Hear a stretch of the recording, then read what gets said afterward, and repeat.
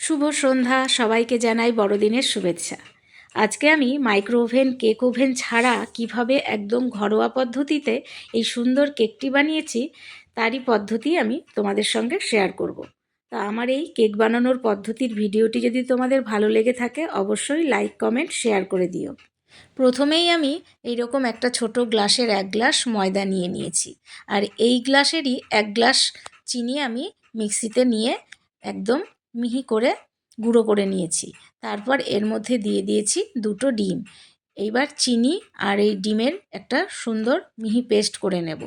দেখো, মিহি পেস্ট করে নিয়ে এবার একটা পাত্রের মধ্যে ঢেলে নিয়েছি। এবার আমি এর মধ্যে দিয়ে দেব ওই গ্লাসেরই হাফ গ্লাস সাদা তেল। তারপর দিয়ে দেব হাফ গ্লাস গরুর দুধ। সবই ওই একটা গ্লাসে মাপ করে নিয়ে নিতে হবে, তাহলে পরিমাণগুলো একদম ঠিকঠাক থাকবে। তারপর এবার এটাকে একটু মিশিয়ে নেব। এটাকে বেশ ভালো করে তেল, দুধ আর ডিম আর চিনির মিশ্রণটাকে বেশ ভালোভাবে মিশিয়ে নিয়েছি।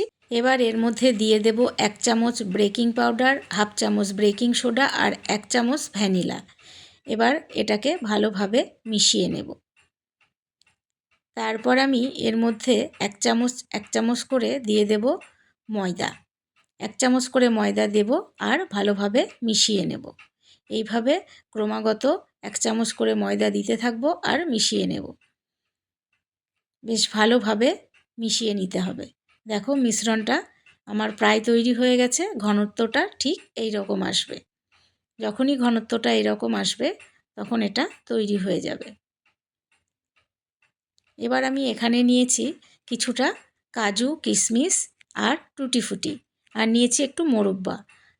এবার এগুলো একটু ময়দা মাখিয়ে নেব, তাহলে টুটি ফুটিগুলো একদম কেকের নিচে চলে যাবে না। ময়দা মাখিয়ে নেওয়ার পর টুটি ফুটিগুলো দিয়ে এবার এটাকে বেশ ভালোভাবে মিশিয়ে নেব। টুটি ফুটিগুলোকে বেশ ভালোভাবে মিশিয়ে নিয়েছি। এবার নিয়ে নেব একটা টিনের বাটি। এবার এই বাটিটাকে একটু তেল মাখিয়ে নিয়েছি। তারপর এর মধ্যে দিয়ে দিয়েছি সামান্য একটু ময়দা দিয়ে বাটিটাকে বেশ ঘুরিয়ে ঘুরিয়ে মাখিয়ে নেব। এতে কি হবে, কেকটা তলায় ধরে লাগবে না, আর আলাদা করে কোনো বাটার পেপারও দিতে লাগবে না। এতে কেকটা সুন্দরভাবে উঠে আসবে। তারপর ওপর থেকে একটু টুটি ফুটি ছড়িয়ে দিয়েছি। তারপর আমি একটা এরকম অ্যালুমিনিয়ামের গামলা নিয়ে নিয়েছি। তারপর এরকম একটা স্ট্যান্ড বসিয়ে দিয়ে তার উপরে কেকের বাটিটা বসিয়ে দিয়ে একটা থালা দিয়ে ঢাকা দিয়ে দিয়েছি, যাতে বাষ্পটা বাইরে বেরিয়ে না আসে।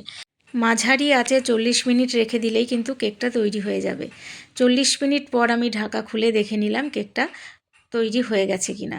দেখলাম কেকটা একদম তৈরি হয়ে গেছে। এইবার কেকটাকে ঠান্ডা করার জন্য কিছুক্ষণ রেখে দিয়েছিলাম। তারপরে একটা ছুরির সাহায্যে এইভাবে আমি কেকটাকে হালকা করে তুলে নিয়েছি। তারপর একটা থালার উপরে কেকটাকে উল্টে নিয়েছি। দেখো কেকটা কতটা নরম হয়েছে, খেতেও কিন্তু খুব সুন্দর হয়েছে। ফেসবুক থেকে দেখলে ফলো করে দিও, আর ইউটিউব থেকে ভিডিওটি দেখলে অবশ্যই সাবস্ক্রাইব করে পাশে থেকো।